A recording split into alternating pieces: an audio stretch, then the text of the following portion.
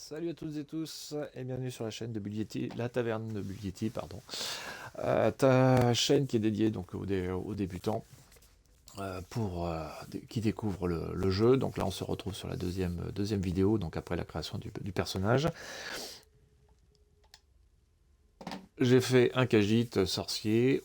Comme j'ai dit dans la première, si vous ne l'avez pas visionné, ça n'a aucune importance. La race ou la classe que vous allez jouer pour la découverte du jeu. Ça viendra après si vous voulez changer par la suite. Donc là, on va se retrouver sur la partie didacticielle, mais avant de commencer le didacticiel, en prenant la quête qui se trouve juste en face, qui est matérialisée par le losange, on va commencer par faire un paramétrage qui est absolument nécessaire pour la suite de votre jeu. Donc, je joue sur Xbox, donc vous appuyez sur la touche menu. Hop, on va se décaler un peu. On va aller dans les options et on va faire les modifications qui s'imposent. La partie vidéo, aucune modification, si ce n'est que vous réglez les options que vous souhaitez selon votre écran. L'audio, c'est pareil. Moi, je vous conseille, alors moi, c'est un parti pris, mais je baisse le volume de la musique parce que c'est un peu... voire même je la supprime. Voilà, donc ça, parce que j'ai pas forcément besoin d'avoir une musique de fond derrière. Volume général, alors si, non, autant pour moi. Ça, c'est la partie, tout ce qui est bruitage de fond comme le feu que vous pouvez entendre. Et ben, c'est le son de la musique, voilà. Donc si j'augmente, voilà, ça peut être casse-pied. Donc voilà, donc vous réglez les différents volumes selon votre convenance. Le gameplay. On va faire quelques petites modifications. Ici, euh, limiter les suivants en ville. Bon, ça sera sur les parties cartes, donc ça vous faites comme vous voulez. Mais on va surtout s'intéresser aux marqueurs de combat. Là, vous laissez oui, comme c'est positionné. Les couleurs d'alliés, vous les laissez, vous mettez les plus flashy possibles. Là aussi, moi je laisse en vert et en rose. Vous pouvez changer ces couleurs-là.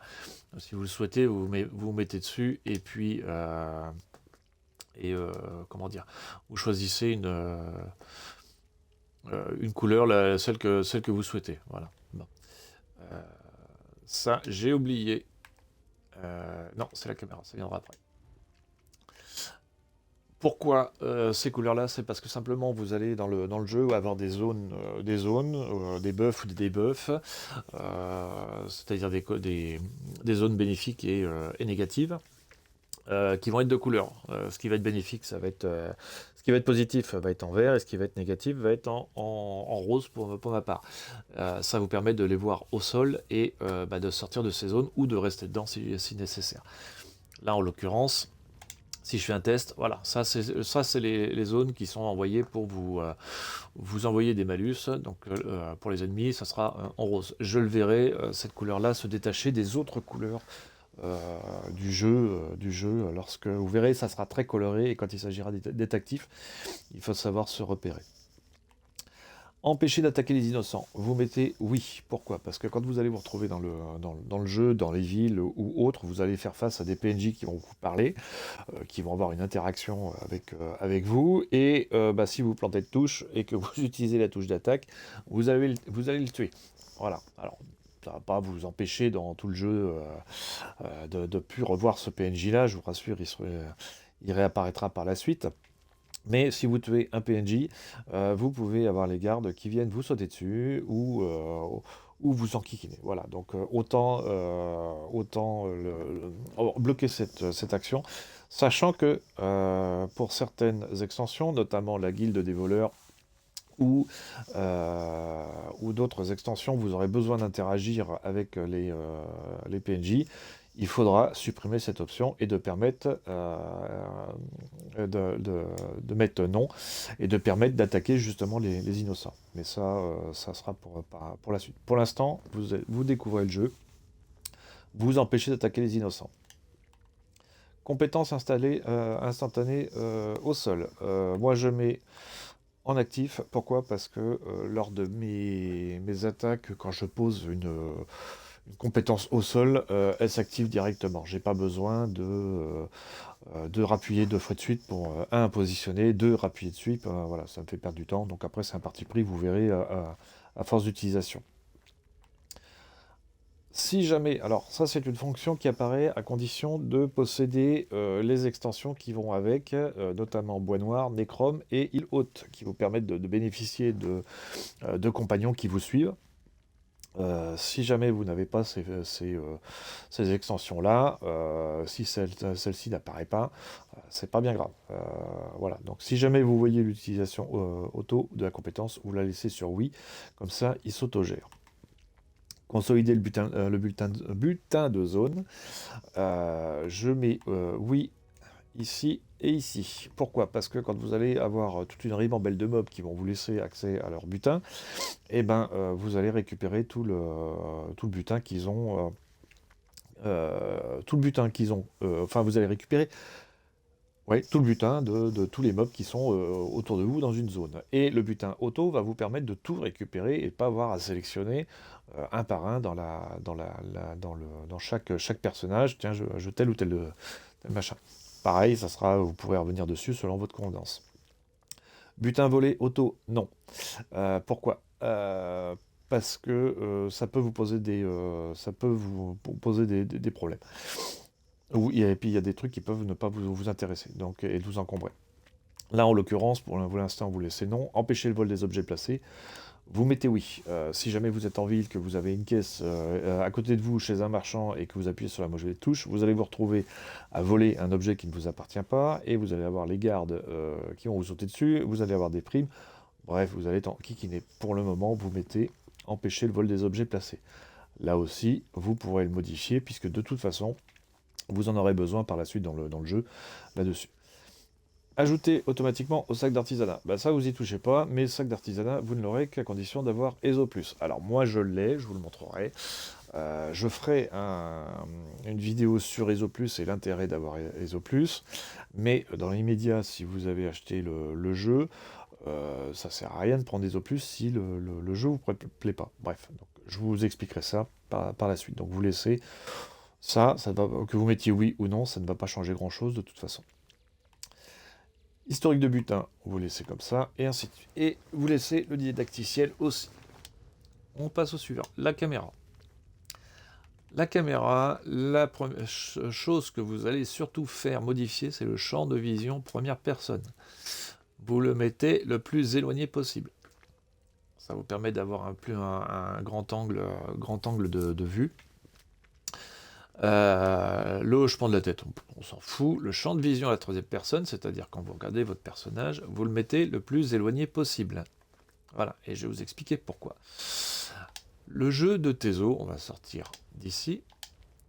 Là, je suis en mode première personne. Là, je suis en mode troisième personne.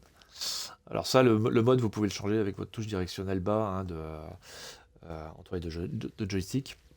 Pourquoi? Parce que le jeu de Tezo se joue à la troisième personne. Quand vous allez vous retrouver confronté en groupe ou seul, vous allez vous retrouver confronté à des mobs, des ennemis, et ainsi de suite, qui vont vous envoyer plein de zones et qui vont venir de tous les côtés. Cette solution-là est impossible. Très difficile à jouer. Et vous allez vite vous retrouver, pareil, emmerdé. Pourquoi? Parce que vous aurez des zones de tous les côtés, vous ne saurez pas à quel moment il faut sortir et ce qu'il faut faire. Voilà. Donc tout le jeu se joue à la troisième personne dans cette configuration-là. Voilà. Allez, on revient sur les options. L'interface. Bon, l'affichage du nom, moi je préfère le gamer tag plutôt que le nom du joueur, sachant que, enfin, le nom qui a été créé pour le personnage. Pourquoi? Parce que un gamer tag peut avoir 36, plusieurs personnages qui portent des noms différents, forcément. Voilà, donc au moins vous savez que Tartampion, il joue avec vous, plutôt que de savoir que c'est son personnage et puis de vous référer à votre mémoire et ainsi de suite. Donc sachant que vous aurez affaire à de nombreux joueurs sur le jeu, c'est toujours mieux d'avoir le gamer tag et puis de savoir à qui vous avez affaire. Suivi de maison, bon, ça n'a pas vraiment d'importance. Suivi de quête, vous laissez sur oui, ça c'est le paramétrage. Là, vous n'avez aucun changement. Suivi de quête automatique des quêtes. Par contre, vous mettez oui. Pourquoi? Parce que vous allez voir, vous aurez l'accès à de nombreuses possibilités de prise de quête. Soit la quête principale, soit des quêtes secondaires ou des quêtes journalières. Enfin bref, vous avez tout un panel de quêtes. Et en fonction de votre priorité, si vous prenez la dernière quête et c'est celle qui vous est prioritaire, si vous mettez un suivi automatique des quêtes, non, ça voudra dire que vous aurez un suivi de quête qui sera peut-être votre quête principale. Après avoir pris cette quête principale, vous aurez pris 3 quêtes journalières. Bah, vous verrez afficher en haut de votre écran juste ce que vous devez faire, mais dans la quête principale. Voilà, vous ne verrez pas en fin de compte l'objectif que vous avez de celle que vous venez de faire. Donc vous laissez suivi automatique des quêtes, oui, ça voudra dire qu'en haut de votre écran, systématiquement, chaque fois que vous allez prendre une quête, ça sera l'objectif de la quête en cours que vous venez de prendre qui va apparaître. Voilà, au moins vous aurez toujours un suivi. Icône des donneurs de quête, vous laissez oui, comme ça vous les repérez plus facilement. Là aussi, vous ne changez rien. Comme ça, vous pouvez sur la partie boussole, vous pouvez les retrouver. Quand vous approchez d'eux, vous les voyez plus facilement sur votre boussole. Et ainsi de suite. Indicateur d'armes, c'est pareil, indicateur d'armure. Discussion rapide activée, vous mettez oui. C'est une petite bulle qui apparaît au-dessus de votre personnage quand vous parlez. Ça, vitesse de disparition. Bon, ça c'est la vitesse de disparition de la bulle. Bon, vaut mieux ne pas la faire apparaître trop longtemps, sinon c'est de la pollution visuelle. Hein. Voilà, et là, vous n'avez pas besoin de changer. L'affichage des noms, comme vous voulez. Soit vous le laissez en permanence, donc chaque fois vous allez voir un joueur avec tout le temps son nom au-dessus, donc ça peut être aussi de la pollution visuelle, ou alors vous pourrez faire en sorte que le nom s'affiche quand vous allez pointer dessus, ce qui limite un peu la pollution visuelle. Voilà, là aussi, alors si vous mettez oui, vous pouvez avoir des informations qui vont apparaître sur les titres, la guilde, les machins, donc ça peut être beaucoup trop d'informations d'appareil. Donc moi je mets non, comme ça je ne suis pas enquiquiné. Barre de santé, oui, vous la laissez. L'alignement au centre, comme vous voulez, soit vous la mettez à gauche, au centre, c'est à vous de voir. Indicateur de dégâts reçus, vous mettez oui, vous laissez ça. Les bordures, ça n'a aucun intérêt. C'est pareil, là vous ne changez pas grand-chose, ça sera à votre convenance, mais c'est pareil, rappelez-vous qu'il faut limiter la pollution visuelle. Trop d'informations tue l'information. À la fin, si vous avez trop de choses, vous voyez plus le jeu, donc ça sert à rien. Indicateur d'alliance, ça sera quand vous serez en Cyrodiil notamment, mais vous pouvez aussi avoir l'indicateur d'alliance dans le PVE. Là aussi, je vais vous expliquer ce que c'est que le PVE un peu plus tard. Les membres du groupe, vous laissez oui, c'est toujours mieux de voir où sont vos copains, plutôt que de voir les autres joueurs. Si vous êtes en groupe et que vous devez jouer en groupe, vous pouvez avoir des joueurs qui sont morts, et donc c'est toujours intéressant de savoir où se situent les joueurs qui sont à ressusciter. Donc ça, c'est des notions de base qui sont mises, il n'y a pas de modification à faire. Et puis voilà, on change le social. Alors la taille du texte, quand vous allez vous allez jouer, vous allez voir que des informations sous forme de texte vous sont transmises par des joueurs qui sont dans la zone ou qui font partie d'une guilde auquel vous appartenez. Ça aussi, les guildes, je ferai une autre vidéo là-dessus sur l'intérêt. Et ces personnes-là peuvent discuter sous forme de texte qui vont apparaître sur votre écran. Et des fois, on peut s'adresser à vous. Donc c'est toujours utile de voir le texte. Alors, soit vous l'avez en très grand, soit vous l'avez en grand, soit en petit ou en moyen. Ça, c'est à votre convenance. Moi, je laisse en grand, vous verrez, vous, ce que ça donne. Si vous voulez diminuer la taille du texte, vous reviendrez ici sur le côté social. Affichage, discussion tête haute. Vous mettez oui, parce que sinon vous ne voyez pas le texte justement, et vous ne voyez rien de ce qui se dit dans la zone. Si jamais vous êtes DD et qu'on cherche un DD pour jouer, que ça vous intéresse, si vous n'avez pas l'affichage, vous ne voyez pas qu'on cherche quelqu'un qui vous correspond. Voilà. Et pareil, si vous rentrez dans une guilde et qu'on vous dit salut, salut, et qu'on appelle on marque votre gamer tag, eh ben, si vous ne l'avez pas affiché, ben, vous ne voyez pas quand on vous parle et puis vous pouvez pas répondre. Voilà. De même, vous pouvez pas non plus, enfin vous pourrez discuter, mais vous ne verrez même pas si votre message a été lancé parce que vous ne le verrez pas affiché sur votre écran. Donc vous mettez affichage de discussion tête haute, primordial. Filtre anti-grossièreté, vous mettez non. Très sincèrement, aucun intérêt. De toute façon, le joueur, il est PEGI 18, donc normalement pas disponible pour les mineurs. Et puis encore, je dirais que le filtre, il est tellement bien filtré que finalement, vous avez des discussions qui vont vous mettre des écrits avec des astérisques pour dire que ça a été filtré, et quand vous demandez même des fois dans le mot pourquoi ça a été filtré. Voilà, donc vous mettez non. De toute façon, même s'il y a des grossièretés qui sont dites sur le jeu, les chefs de guilde auxquels vous pouvez appartenir font très bien le ménage, et même dans les zones, hein, c'est fait. Les notifications de classement, alors vous mettez non d'office. Pour la simple et bonne raison, c'est que quand vous jouez en groupe, enfin vous faites partie d'une guilde, vous risquez de voir apparaître que votre copain, il a fait l'arène de Vateshran, l'arène de Maelstrom, il a vaincu, machin, il a fait... Enfin voilà, vous en foutez de savoir ce que votre copain il a fait. Et pareil, toujours pour la pollution visuelle. Donc vous mettez non d'office. Refuser automatiquement les duels. Oui. Pourquoi? Parce que quand vous débutez, bah, déjà, vous allez vous demander ce que vous faites là. 2, où vous êtes. Et puis 3, vous allez vous retrouver avec un tartampion qui veut se battre en duel avec vous. Donc, plutôt que de chercher à mettre non, j'ai pas envie, ou plus tard, ou machin, vous activez la fonction qui empêche justement les duels. Ça sera déjà ça de moins à gérer. Refuser automatiquement les invitations récits de gloire. Alors ça, c'est un jeu de cartes qui a été lancé avec l'extension de l'île haute. C'est pareil, donc c'est des jeux de cartes qui peuvent se faire entre PNJ ou entre joueurs. Donc c'est pareil, qui marche de la même manière que les duels. Donc vous recevez une demande de jeu avec lui, avec un joueur, plutôt que de refuser, d'accepter ou autre, et de gérer ça systématiquement. Bien que le jeu en lui-même soit pas plus aussi développé que les duels, mais au moins vous mettez oui, comme ça vous n'avez pas besoin de voir qu'on vous a fait des demandes. Voilà. Avis de fort de guilde, c'est pareil, vous le cachez. Bon, ça, il n'y a pas besoin de changer. Les couleurs de canaux de discussion, vous pourrez revenir après. Ça sera plus si vous appartenez à des guildes. Vous pouvez appartenir à, j'y reviendrai par la suite, mais vous pouvez appartenir à 5 guildes en même temps. Donc vous pouvez mettre des couleurs en fonction pour vous repérer sur les guildes.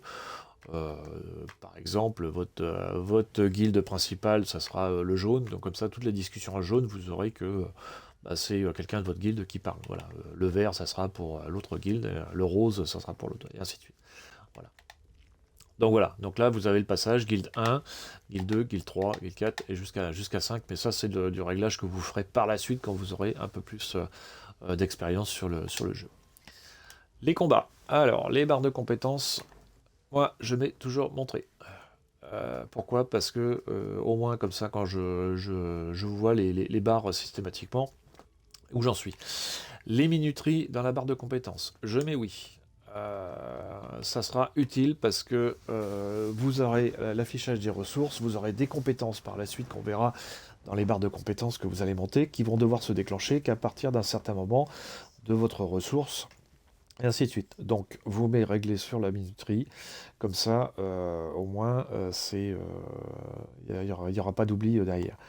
Rangée arrière de la barre de compétences, vous mettez oui, vous allez jouer, pareil, je y viendrai aussi.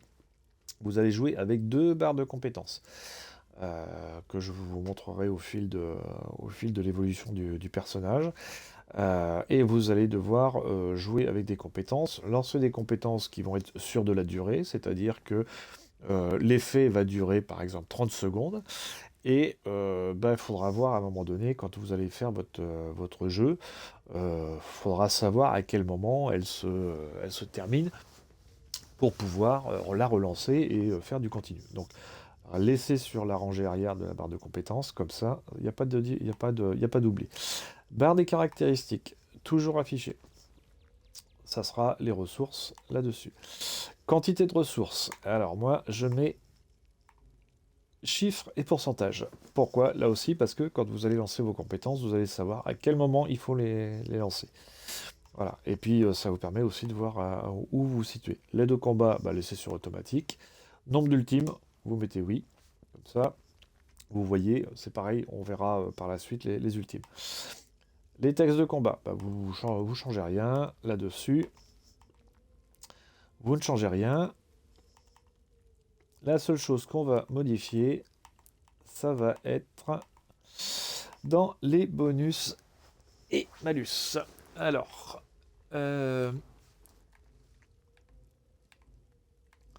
hop, automatique. Oui, les bonus, vous mettez non. Pourquoi? Parce que dans le jeu, en plus de vos caractéristiques, vous allez avoir tous les bonus qui vous sont offerts par soit des joueurs, soit des potions, soit le groupe, et vous allez avoir une barre immense de bonus qui vont, vous verrez des petits carrés au-dessus de vos caractéristiques qui vont apparaître.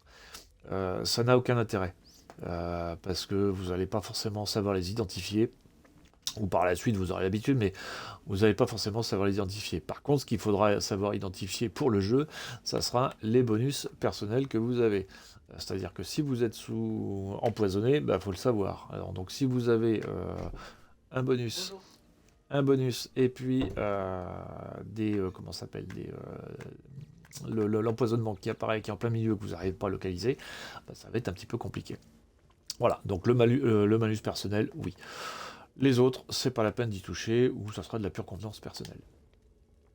Et ensuite, l'accessibilité et le compte. L'accessibilité, c'est pour ceux qui peuvent présenter un handicap et un réglage particulier là-dessus. Le compte, il n'y a pas besoin de revenir là-dessus. Voilà, donc on a fini sur la partie des réglages. C'était les principaux réglages à faire sur le jeu, c'est vraiment pour ne pas oublier et ne pas être enquiquiné. De toute façon, vous pouvez revenir là-dessus à tout moment, et aussi vous pouvez revoir. Moi, c'est qu'une indication, sachant que vous pouvez jouer différemment. C'est à vous de voir au fil de votre aventure. Voilà. Donc on va continuer le jeu dans une troisième vidéo qui va concerner cette fois-ci le didacticiel. On va commencer la partie jeu à proprement parler là-dessus. On va voir un petit peu ce qu'on peut avoir à l'écran et comment ça va se définir. À tout de suite.